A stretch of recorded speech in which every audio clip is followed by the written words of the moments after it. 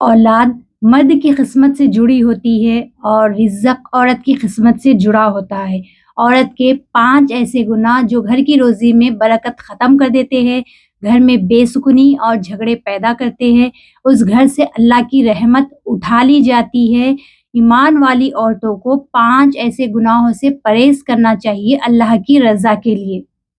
औरत का सबसे बड़ा और पहला गुनाह शौहर से बदज़बानी और बदकलामी करने से अल्लाह नाराज़ होता है और उस घर से रहमत के फरिश्ते अपना रुख मोड़ लेते हैं।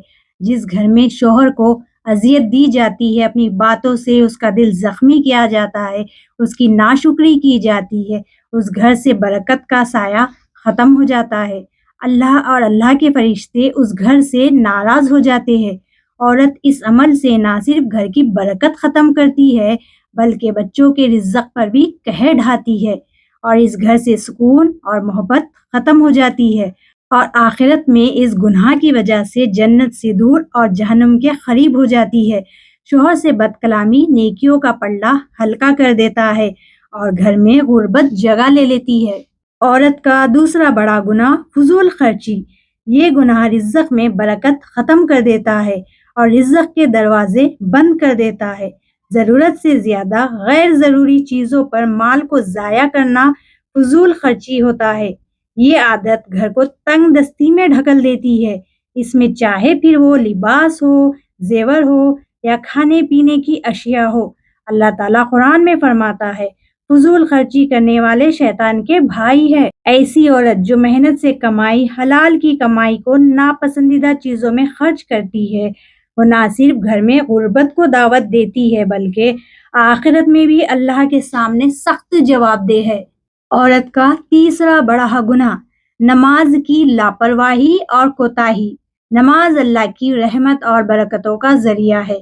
अगर औरत नमाज में कोताही या लापरवाही करे या नमाज छोड़ दे तो वो खुद अपने घर और जिंदगी से सुकून खत्म कर देती है। नमाज अल्लाह के साथ ताल्लुक का जरिया है और अगर ये ताल्लुक तोड़ दिया जाए तो घर में मुश्किलात और परेशानियां बढ़ जाती है।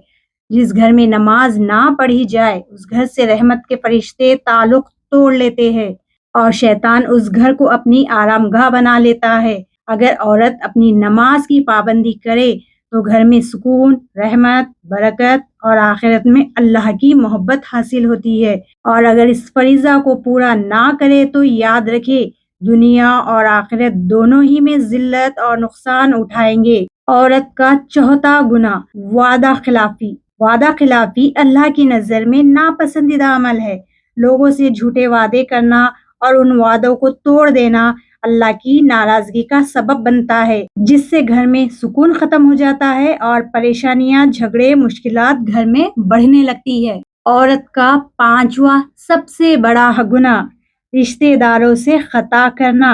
घर आए मेहमान, रिश्तेदारों से मुंह मोड़ना, उनका घर आना नापसंद करना घर से रहमत को खत्म कर देता है, क्योंकि घर में मेहमान आने से घर में बरकत और रहमत बढ़ती है।